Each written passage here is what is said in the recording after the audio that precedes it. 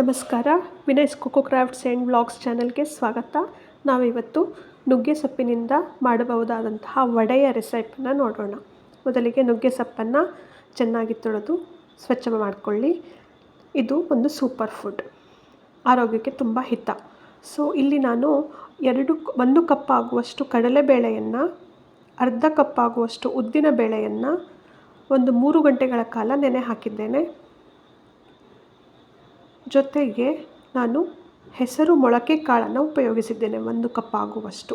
ಅಕಸ್ಮಾತ್ ನೀವು ಮೊಳಕೆ ಕಾಳನ್ನು ಬಳಸೋದಿಲ್ಲ ಅಂತ ಆದರೆ, ರೆಡಿ ಇಲ್ಲ ಅಂತ ಆದರೆ, ನೀವು 3/4 ಕಪ್ ಆಗುವಷ್ಟು ಹೆಸರು ಬೇಳೆಯನ್ನು ನೀವು ನೆನೆಸಿ ಇಡಬಹುದು.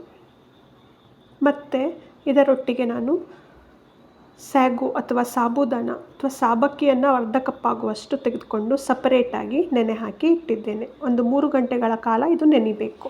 ಜೊತೆಗೆ ನಾನಿಲ್ಲಿ ಸ್ವಲ್ಪ ಕೊತ್ತಂಬರಿ ಸೊಪ್ಪು ಮತ್ತು 1 ಮುಷ್ಟಿ ಆಗುವಷ್ಟು ನುಗ್ಗೆ ಸೊಪ್ಪನ್ನು ಉಪಯೋಗಿಸ್ತಾ ಇದ್ದೇನೆ. ಮಸಾಲೆಗಳು ತುಂಬ ಇರ್ತದೆ ಇದರಲ್ಲಿ. ಜಿಂಜರನ್ನು ಬಳಸಬಹುದು, ಶುಂಠಿಯನ್ನು, ಅಥವಾ ಜಿಂಜರ್ ಪೌಡರನ್ನು ಬಳಸ್ಬೋದು. ನಾನು ಇಲ್ಲಿ ಜಿಂಜರ್ ಪೌಡರನ್ನು ಬಳಸಿದ್ದೇನೆ. ಹಿಂಗು ಬೇಕು ಮತ್ತು ಜೀರಿಗೆಯನ್ನು ಉಪಯೋಗಿಸಬೇಕು. ಮೆಣಸು ಯಾವುದಾದ್ರೂ ಆದೀತು, ಯಾವ ಮೆಣಸನ್ನು ಬೇಕಾದರೂ ಉಪಯೋಗಿಸ್ಬೋದು. ನಾನಿಲ್ಲಿ ಗಾಂಧಾರ ಮೆಣಸನ್ನು ಉಪಯೋಗಿಸಿದ್ದೇನೆ. ನಿಮಗೆ ಎಷ್ಟು ಖಾರ ಬೇಕೋ ಅಷ್ಟು ಮೆಣಸನ್ನು, ಕೆಂಪು ಮೆಣಸಾದರೂ ಆದೀತು, ಹಸಿರು ಮೆಣಸಾದರೂ ಆದೀತು, ಎಲ್ಲವನ್ನು ಸೇರಿಸಿ ನೀವು ತರಿಯಾಗಿ ರುಬ್ಕೊಳ್ಬೇಕು. ನೀರನ್ನು ಹಾಕಬಾರದು. ರುಬ್ಬುವ ಟೈಮ್ನಲ್ಲಿ ನೀವು ಸ್ವಲ್ಪ ಉಪ್ಪು ಮತ್ತು ಹುಳಿಗೆ ಬೇಕಾದಷ್ಟು ಹುಣಸೆ ಹಣ್ಣಿನ ರಸ ಅಥವಾ ಬಾಟೆ ಹುಳಿ ಅಥವಾ ಆಮ್ಚೂರು ಯಾವುದನ್ನು ಬೇಕಾದರೂ ಬಳಸಬಹುದು. ಹಿಟ್ಟು ಹೀಗೆ ರೆಡಿ ಆಗ್ತದೆ. ತರಿಯಾಗಿ ರುಬ್ಬಿಕೊಳ್ಳಿ. ನೀರನ್ನು ಹಾಕಬೇಡಿ ಆದಷ್ಟು ರುಬ್ಬುವಾಗ.